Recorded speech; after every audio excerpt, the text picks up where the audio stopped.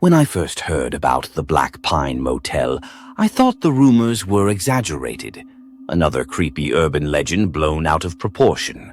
But standing here now, in the bitter chill of twilight, watching the flickering neon sign struggle against the encroaching fog, a sense of unease twisted itself around me like barbed wire. The motel stood silent and isolated, set off the highway and tucked behind twisted pines whose branches clawed at the sky. The air felt damp, suffocating, heavy with the scent of wet earth and something metallic bitter. The rates, posted haphazardly on the cracked window by the front desk, were suspiciously low. No one had checked out of the Black Pine in months, at least not alive. But people kept arriving, pulled in by some strange compulsion, only to vanish overnight.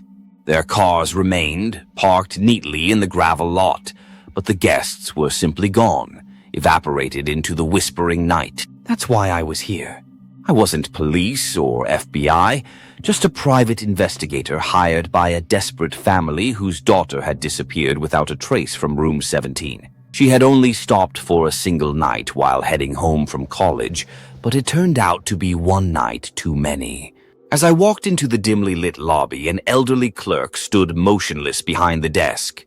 His eyes lifted slowly to meet mine, hollow and glassy, as though I'd interrupted something unseen. He handed me a rusted room key without saying a word. Room 16. Beside the desk, a faded poster of a missing young woman stared back at me, her smile frozen in happier times. "Sleep well," the clerk rasped suddenly, his voice cracked and whispery like wind through dead leaves. It sent a jolt down my spine. The walkway to my room creaked beneath my boots, and as I stepped inside, the air turned icy. I flipped on the dull overhead bulb and saw it flicker, then steady into a sickly yellow glow. Stains, dark and ambiguous, splattered the carpet, and peeling wallpaper revealed moldy patches of plaster beneath. Sitting on the edge of the stiff mattress, I studied my surroundings, looking for anything that would reveal the motel's secrets. As midnight approached, the silence grew deeper, oppressive, suffocating me in an unseen grip. I jolted awake. How long had I drifted off? A sharp tapping sound echoed through the room. Tap, tap, tap, tap. It came from the bathroom door. Every muscle tightened. Slowly, heart hammering, I approached the bathroom and placed my trembling hand on the knob. Tap, tap, tap, tap. Holding my breath, I twisted the knob and pushed the door open quickly, revealing an empty, dimly lit bathroom. No one there. Only the cracked mirror reflecting my anxious expression. Then I heard a whisper, delicate yet unmistakable, directly behind my ear. "You shouldn't have come here." I spun around sharply. No one was there. The room was empty. But my suitcase, which I'd left closed and locked, was now wide open, my belongings neatly rearranged, clothes folded precisely as if by unseen hands. Resting gently atop everything was a photograph, yellowed and torn around the edges, of the same missing young woman whose poster hung hauntingly in the lobby. But now she wasn't smiling. Now she was screaming. My heart slammed violently against my ribcage, hammering in my ears as I stared, paralyzed, at the photograph of the screaming woman. Her eyes, wide and bloodshot, seemed to plead directly at me from the faded paper. I forced myself to breathe, steadying trembling fingers as I picked up the photo. Something sticky clung to its back, thick, red, and disturbingly fresh. Blood. My hand jerked away instinctively, dropping the photograph back into the suitcase. Who had been in here? How long had I been asleep? Questions ricocheted through my mind, but they shattered abruptly when the television across the room flickered to life, bathing the walls in grainy, ghostly static. My breathing grew shallow. The remote sat untouched on the bedside table. Static buzzed louder, morphing into a disturbing whisper, repeating one word in a woman's desperate voice. "Help, help, help." Slowly, as if dragged forward by an invisible force, I stepped toward the flickering screen. My hand reached out to shut it off, but before my fingers touched the dial, the static dissolved into clarity. An image appeared, grainy and discolored, like old security footage. It was room 17, the room next to mine. The angle suggested the camera was hidden somewhere high in the corner. On the screen, I saw a woman pacing nervously, glancing toward the door every few seconds. Suddenly, her head snapped around, her eyes locking on something unseen off-camera. Her mouth twisted in terror. She backed away, pressing herself against the wall. "No!" Her voice ripped through the speaker in panicked static. "Please, stay away!" A shadow stretched across the floor, dark and misshapen, moving forward with slow, deliberate steps. I couldn't tear my eyes away as the woman screamed hysterically, her voice cracking into agony as the shadow overtook her. Then the image distorted, twisting violently before dissolving back into lifeless static. Silence crashed down, thick as a tomb, filling the room. Every instinct screamed at me to run, but I knew I couldn't leave. Not now. Not without answers. The creaking of floorboards snapped my attention to the hallway outside. Footsteps, heavy, dragging. Closer, closer. They stopped directly outside my door. My pulse raced wildly. I held my breath, staring at the shadow that lingered beneath the thin gap. The door handle began to rattle furiously. Locked, thankfully, but then it stopped. A pause, silence. I moved carefully toward the peephole, pressing my eye against the cold brass. The hallway appeared empty, bathed in shadows. I exhaled shakily, trying to calm the frantic thudding in my chest. And then, without warning, an eye appeared, bloodshot, wide, and staring straight back at me. I stumbled backward, screaming in shock, tripping and hitting the floor hard. The door began shaking violently as if something monstrous tried to tear it apart. Then suddenly, silence again. Painfully heavy, unbearably loud silence. A folded slip of paper slid slowly beneath the door, drifting quietly to rest at my feet. Trembling, I unfolded it. Scribbled hastily in blood-red ink were two terrifying words. "You're next." My heart was racing wildly. The paper trembled in my hand, blood-red letters screaming their horrific warning. "You're next." I staggered to my feet, dizziness washing over me, fighting panic and confusion. Someone knew I was here, someone who wanted me afraid, wanted me gone, or worse, wanted me dead. The eye in the hallway had vanished.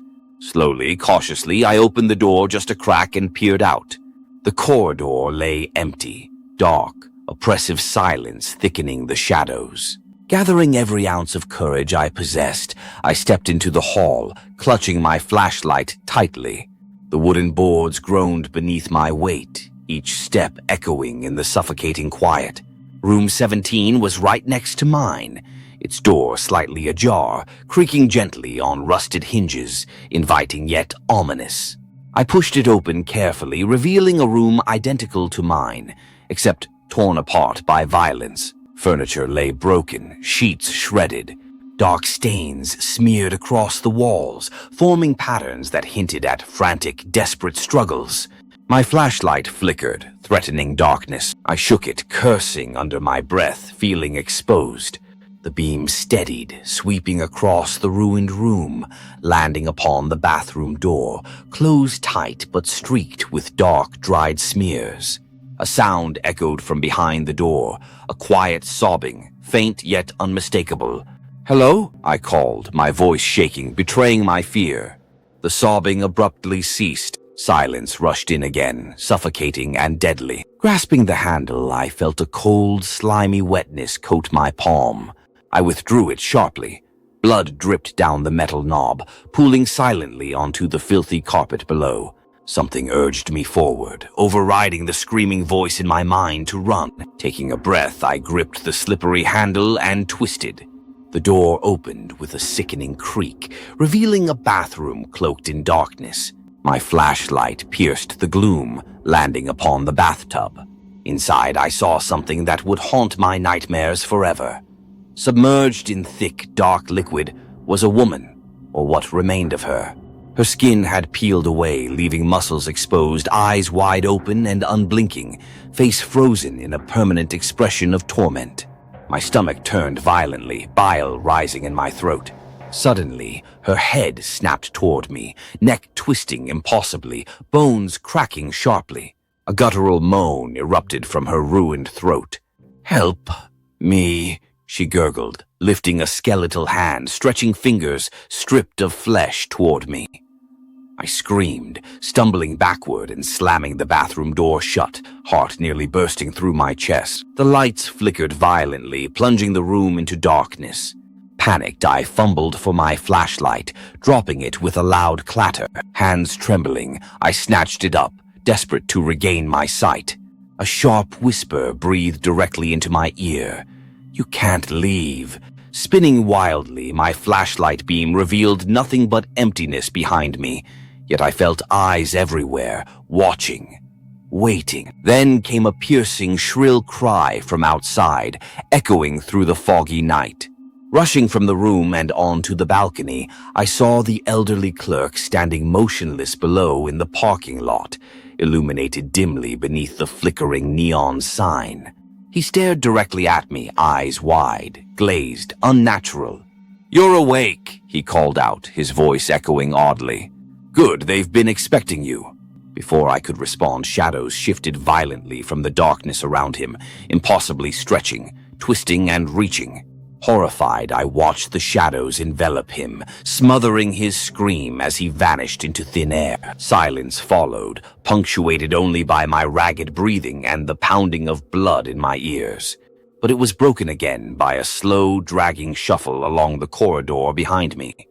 I turned quickly, flashlight trembling. A shadowed figure stood at the end of the hall, barely visible in the gloom, hunched and distorted. "They don't let us leave," a broken voice rasped weakly. "They never let anyone leave." My flashlight beam trembled violently, illuminating a gaunt figure slowly emerging from the shadows. A woman stumbled toward me, frail, disheveled, eyes hollow with exhaustion and fear. Her skin pale and translucent beneath a layer of grime, her clothing torn and stained darkly. Blood, dirt, or worse. "They never let anyone leave," she repeated in a quivering whisper, her sunken eyes staring through me. "The others, they tried, they screamed, they fought, but nobody ever escapes." "Who?" My voice cracked, barely audible. "Who's doing this?" She raised one trembling finger toward the parking lot below. "Them, the things in the shadows. They're always watching." Her voice lowered, eyes shifting nervously toward the creeping darkness around us. "The shadows feed on us, on our fear, our pain." Suddenly, her eyes widened in horror as she noticed something behind me. "Oh God, it's too late! They found us!" Before I could react, an unseen force wrenched her violently into the darkness. Her scream ripped through the night air, filled with raw, primal terror, cut off abruptly with a sickening crunch. I shone the flashlight frantically, but there was no sign of her, only deep, unnatural shadows crawling across the walls, pulsating and writhing hungrily. Panic surged through me like electricity. I sprinted down the hallway, pulse hammering, breath shallow. I had to escape. I had to get out before the shadows swallowed me alive. The motel doors rattled furiously as I passed them, pounding violently from the other side. Each door shook, accompanied by distorted, agonized cries, pleading desperately for help. I refused to stop, fear driving me faster down the hallway. Bursting into the lobby, I found it deserted, oppressive silence hanging thickly over overturned furniture and scattered papers. The clerk's desk lay empty, except for an old ledger open on the counter. Frantically flipping through pages yellowed with age, my stomach twisted as I saw guest after guest listed, each entry ending abruptly in red ink with the single word, "vanished." Then my eyes caught sight of my own name, neatly inked at the bottom of the last page. Beside it, scrawled hastily in crimson letters, was a new notation. "Tonight." A cold shiver tore through my spine. They'd been waiting for me all along. A sudden violent banging shook the lobby door, splintering the wood as it cracked inward. Black inky shadows seeped beneath it, slithering across the floor like a living nightmare. Their whispers rose louder, mocking, hateful voices, laughing, chanting, Eager, frantic, I sprinted into the back hallway, searching desperately for an exit. Ahead, a stairway led downward into an unlit basement.